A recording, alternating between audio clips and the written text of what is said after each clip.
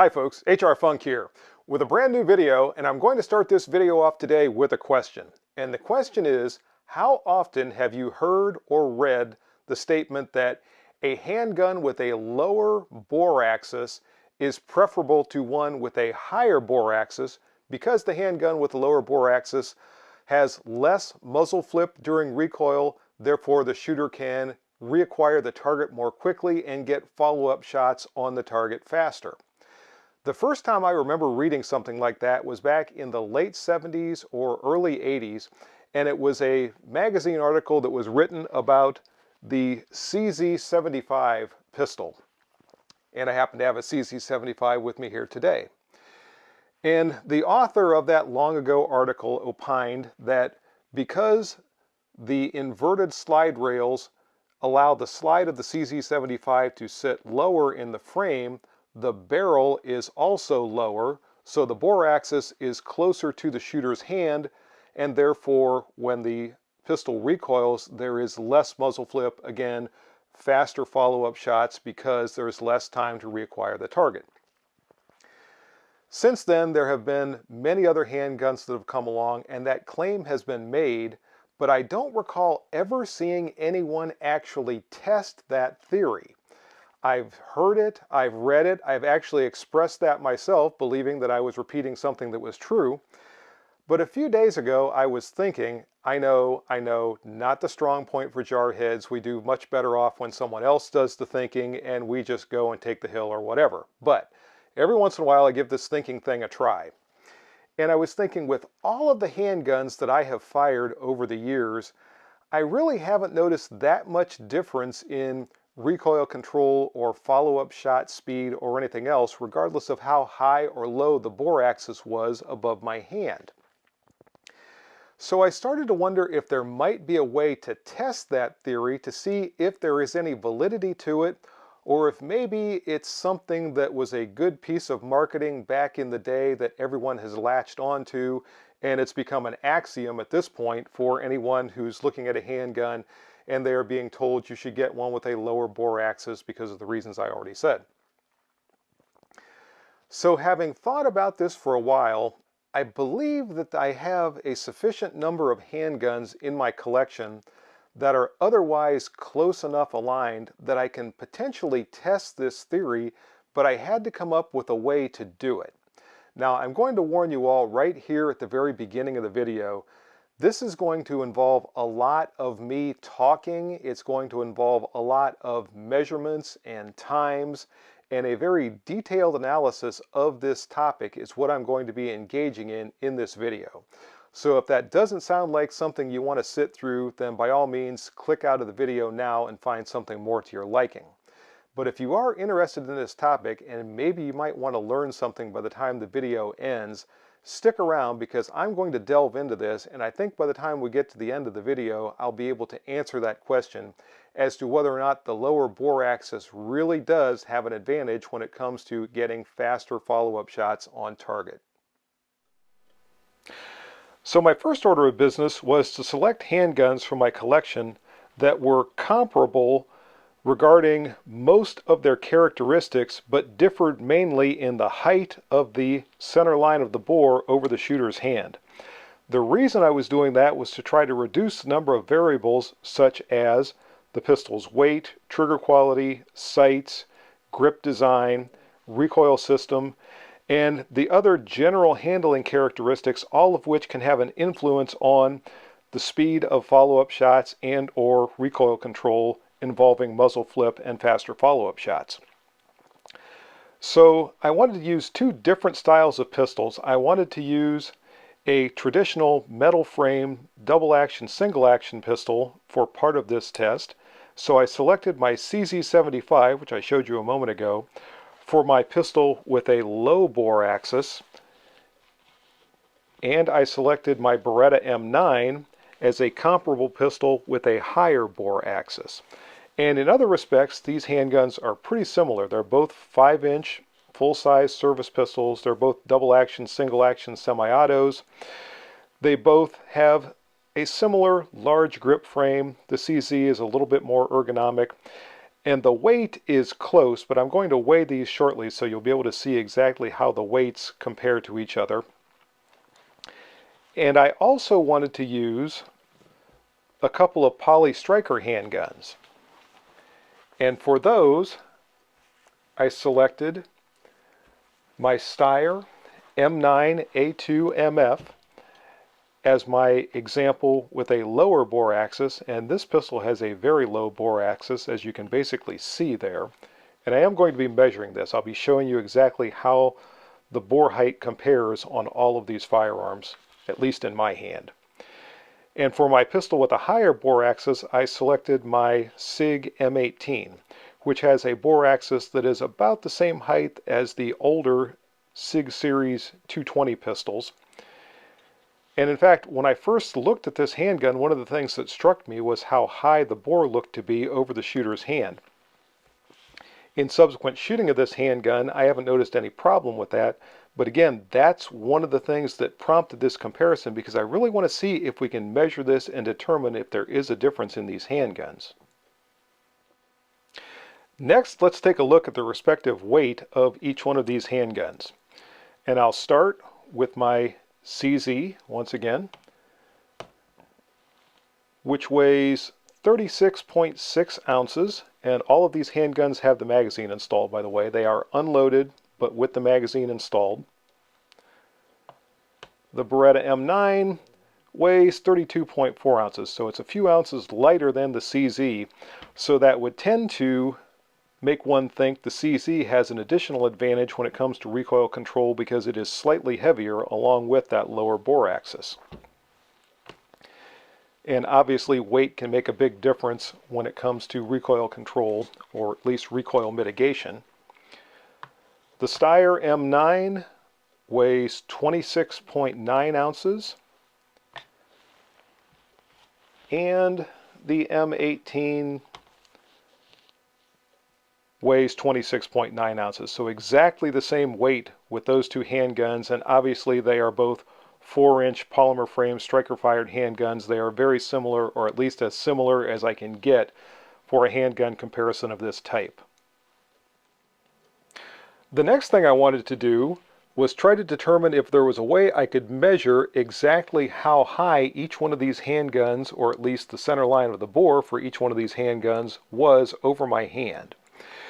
What I decided to do was hold the pistol in a shooting grip, as I'm doing here, and measure from this joint on my thumb, which should be the most consistent. This one can move up and down. This is going to be pretty consistent. And measure from here to the center line of the bore. And with the CZ75 here, we can see that the center of the bore is equal to about the middle area of this flat portion of the slide. So when I measure that with my elementary school ruler, it comes out to almost exactly 1 1/4 inches that the center axis of the bore is over and above this joint, the first joint of my thumb. When we compare that to the Beretta M9, also being held in a shooting grip, that measurement, and now when we look at the Beretta, we can see that our measurement for the center axis of the bore is equal to about the top flat surface on the safety right there. And that measurement comes out to 1 1/2 inches, almost exactly 1 1/2 inches.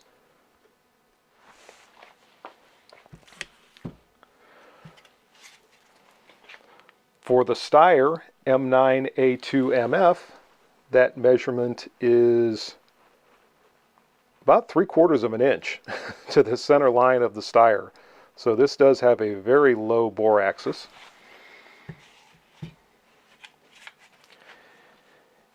And for the SIG M18, that measurement is about 1 3/8 inches. 1 3/8 for the SIG M18. So I think we can at least more or less establish that the handguns that I selected with a high bore axis do have a higher bore axis than the ones that I selected with a lower bore axis. The next thing I had to figure out was exactly how to measure the speed with which I could deliver follow-up shots from these handguns, and I'll talk about that in the next segment of the video. So when it came to measuring the speed at which follow-up shots could be delivered to a target, I had some other variables I wanted to rule out that would potentially influence the results of the test. For one, I was not going to be drawing from a holster because obviously, depending on the holster and how clean my draw might be, I could have better or worse result from using different holsters. And obviously, each one of these handguns would require a different holster. I also didn't want to start in a ready position because just the speed at which I came up on target could have an influence on the results of the test. So what I decided to do was start in a shooting position with the sights already aligned with the target, and then activate my shot timer, get my support hand back up on the pistol, and as soon as I got the signal to fire, I squeezed off 4 shots as quickly as I could accurately keep them on target. Now this is important because we can never, as defensive shooters, spray and pray. We've always got to be concerned with the accuracy of our shots. So I'm not measuring just how fast I can make these handguns go bang. That would probably be more a measurement of the trigger function anyway than anything to do with recoil control if I had no concern about where the bullets were going on the other end. So as always, accuracy has to be a component. I decided to fire my drills to test this theory from a distance of 7 yards. So I started out aimed in at the target from that distance of 7 yards, activated my shot timer, and then when I got the signal to fire, I squeezed off my 4 shots as fast as I felt that I could accurately keep them on the target. Now, what was my accuracy component? For that, I'm going to have to bring a target up here and put it in front of you and show you what I was requiring for my accuracy. So here is the target I was using, or maybe I should say the target I intended to use, and I'll get into this later on because I accidentally grabbed 2 different targets to take with me out to the range, but one of them was this one. In any case, I decided to use this line on the target, or I should say this box, for my accuracy requirement for this test. When we look at this box, this is most of the heart, lungs, liver. The spinal column is in there, so I thought this was a reasonable area for me to be able to use for that accuracy component. And as you'll see, as I work my way through the test, and especially when I get to the later and later stages, I'm really starting to push myself to see how quickly I can get follow-up shots into this area. And toward the very end, that doesn't go so well. But this is a test, so that's what I was looking to try to figure out. In any case, any shot that strikes outside of this area receives a half-second penalty that's added to whatever time I have for the 4 shots that I fire on that particular stage. And I fired each one of these handguns with 4 shots 4 different times. So 16 rounds through each handgun in order to be able to establish an average for 4 shots on target, starting out aimed in with the sights on target and starting to fire as soon as I got the signal to fire. When I do the final comparison at the end of the video, I'm going to be comparing those average times with any penalties, and I'll also talk a little bit more about some of the other factors when we look at times and potential issues that there might be with this test that I think will rule out some of the comments that I might get in the comment section later on. So now I think it's time to head out to the range and see how some of this testing went. When I fired these handguns at the range, I fired them in rounds. Round 1, round 2, round 3, and round 4. And I started out with the metal frame pistols. In fact, I started with my Beretta M9. And when I was aimed in and got the signal to fire, I fired off my 4 rounds. Then I switched and I fired off the same drill with the CZ75. For round 2, I alternated and started with the CZ75, fired my 4 rounds, and then I switched back to the Beretta. So I alternated the handgun that I started with each time so that I wouldn't have an advantage given to one or the other because I always fired it second each time through the drills. I completed all 4 rounds with the metal frame pistols, then I switched over to the Poly Striker pistols. So the first footage you're going to see is the performance of the metal frame pistols when I fired it through this test protocol.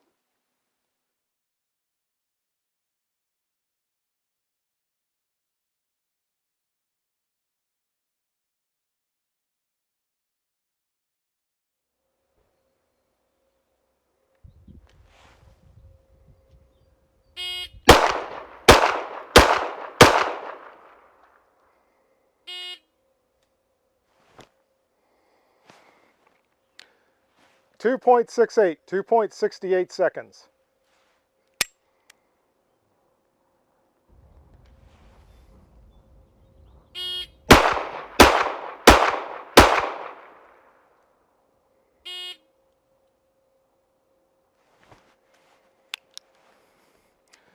.67, 2.67 seconds.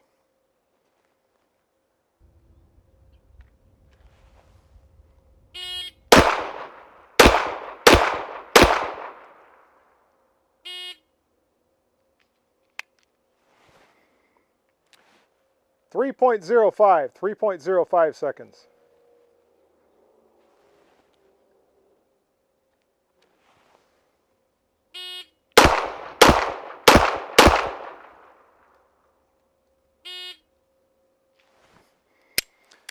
.48, 2.48 seconds.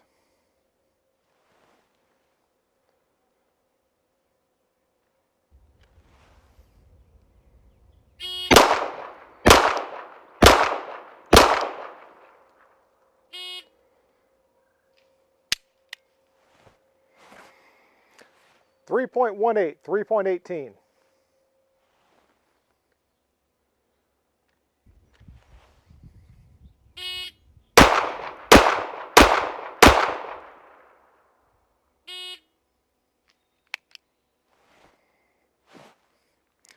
.90, 2.90 with the CZ75 on round 3.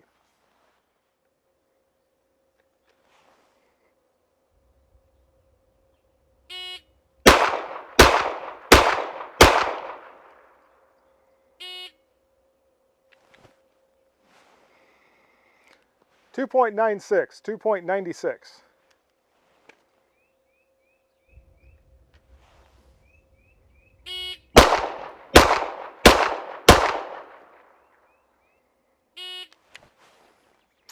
And 2.67, 2.67 on the 4th and final run for the Beretta.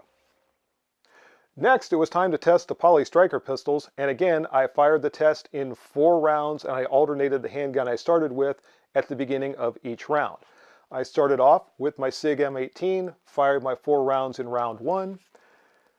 Then I switched to the Steyr M9A2MF and fired my 4 rounds with that one. In round 2, I alternated and started with the Steyr. So here's how that testing went.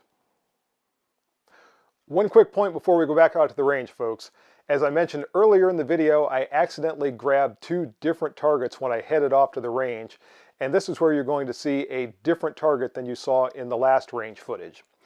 And when I realized I had the wrong target, in true Marine fashion, I improvised, used field expedient means to draw a box of the same dimensions on the target that I'm using this time around.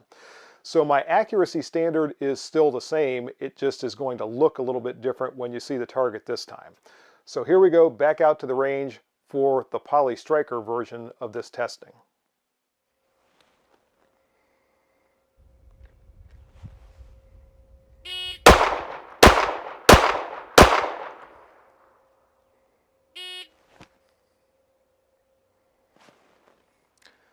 .57, 2.57.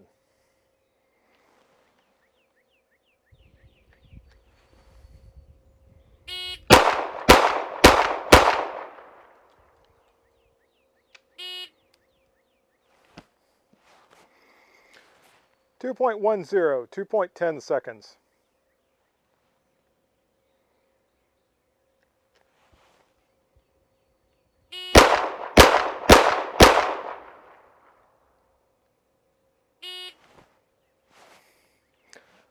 .95, 1.95 seconds.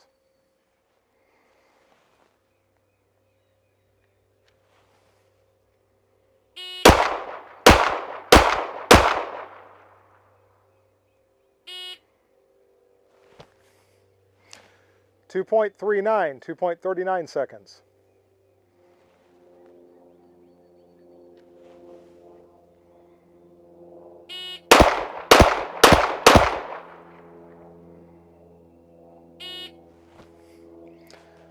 Two point zero two, 2.02 seconds.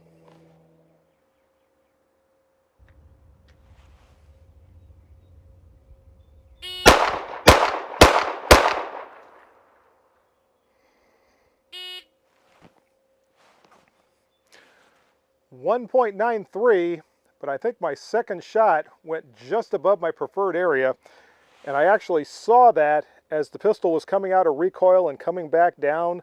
I realized as I pressed the trigger that sight was still high, so I knew that shot was going to go high. So to my 1.93, I'm going to have to add half a second, so that's going to make it 2.43 seconds for that run with the Steyr pistol.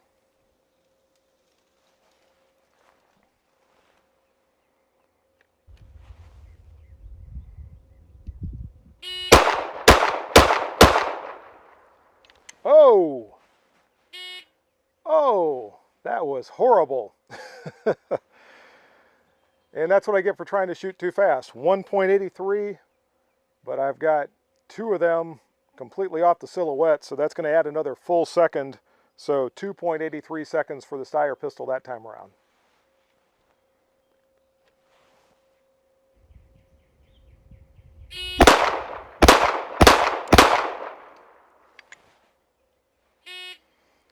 Oh, and I almost threw two with the M18 that time.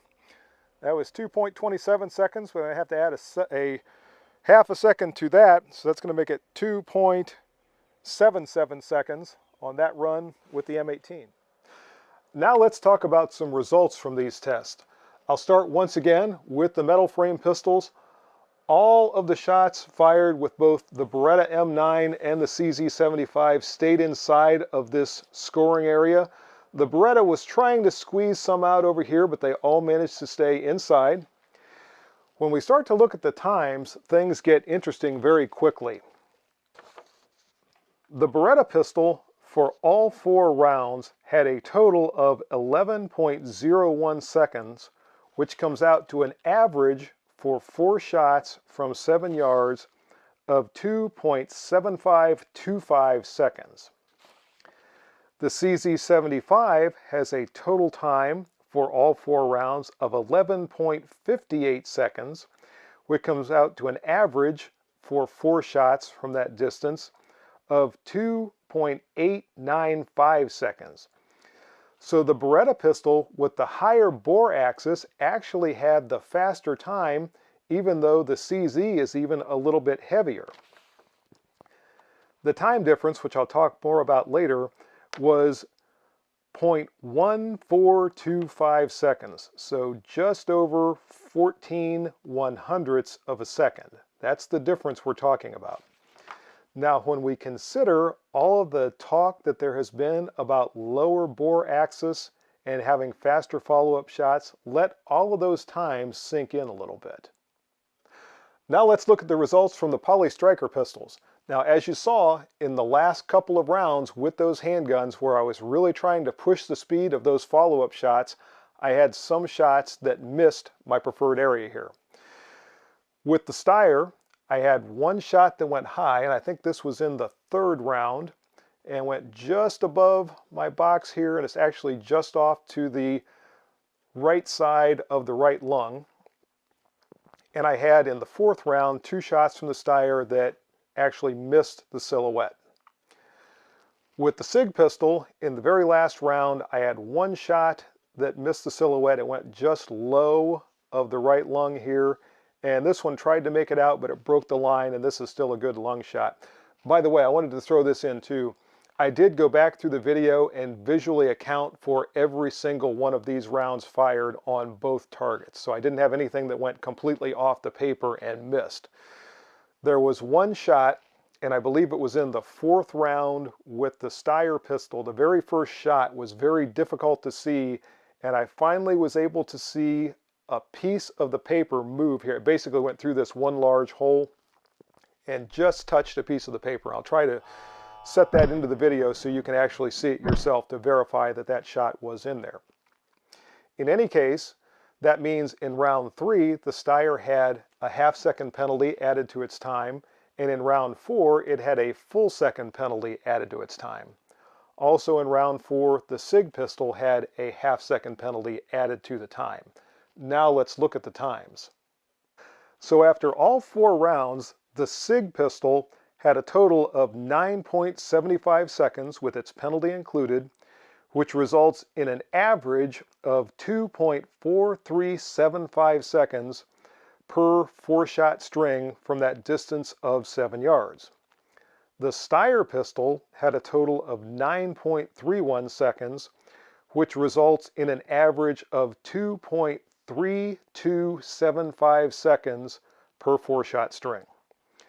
That's an advantage for the Steyr of just over 1/10 of a second.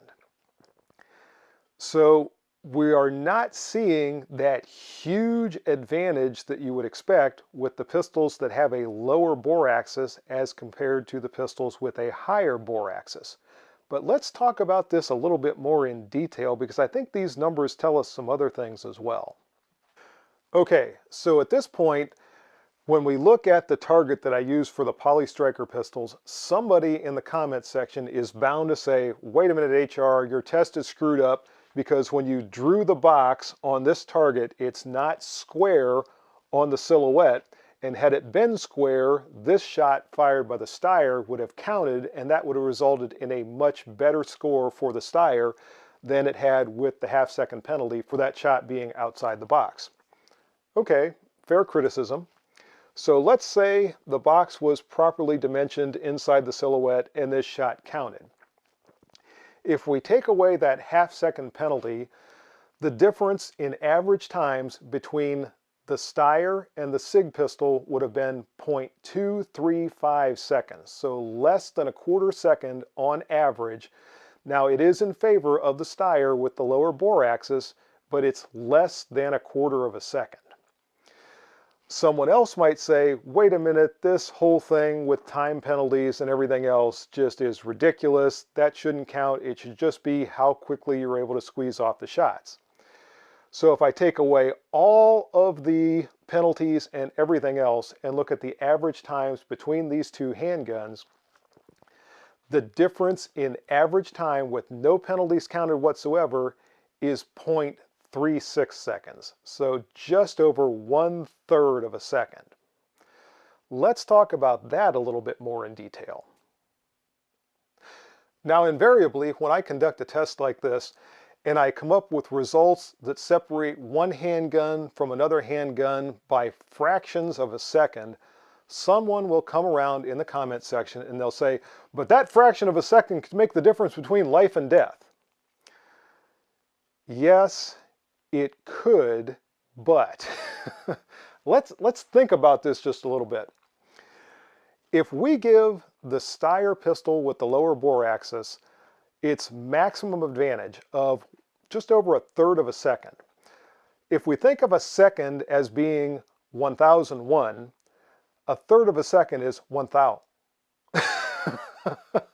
So if the bad guy is about to fire a shot and our shot is 1/3 of a second faster, and it's a dead center, what a sniper would call an INZ shot, instant neutralization zone, or central nervous system, where the lights go out, boom, just like that, then yes, 1/3 of a second could make a difference.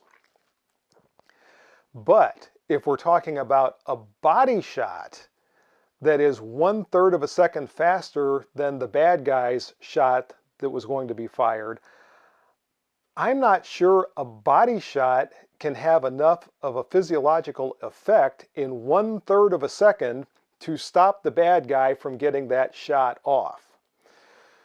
So yes, theoretically, 1/3 of a second could be the difference between life and death, but I think in most circumstances, most probably it's going to be insignificant.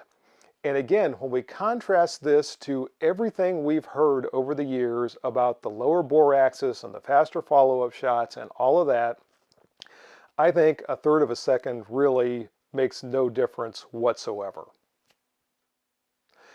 Keep in mind too, with our metal frame pistols, the M9 with the higher bore axis that is lighter than the CZ75 actually had a fractionally better average time.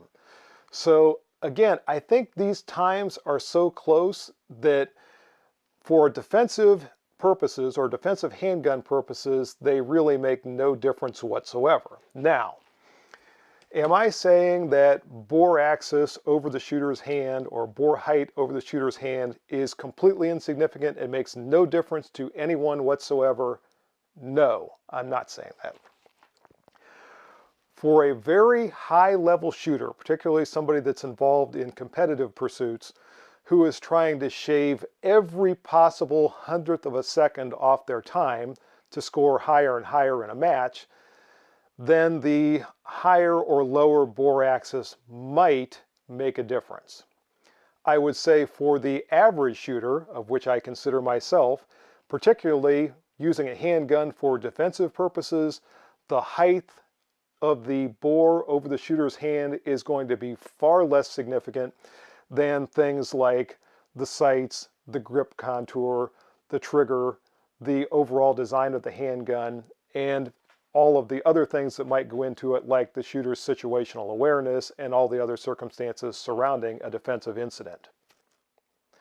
Now, for everyone else out there who still thinks I am completely wrong on this topic and my tests are flawed and that my conclusion is completely inaccurate, I invite you to select your own handguns, come up with your own test protocols, and record your own video, and be sure to send me a link when it's completed because I would like to see your results.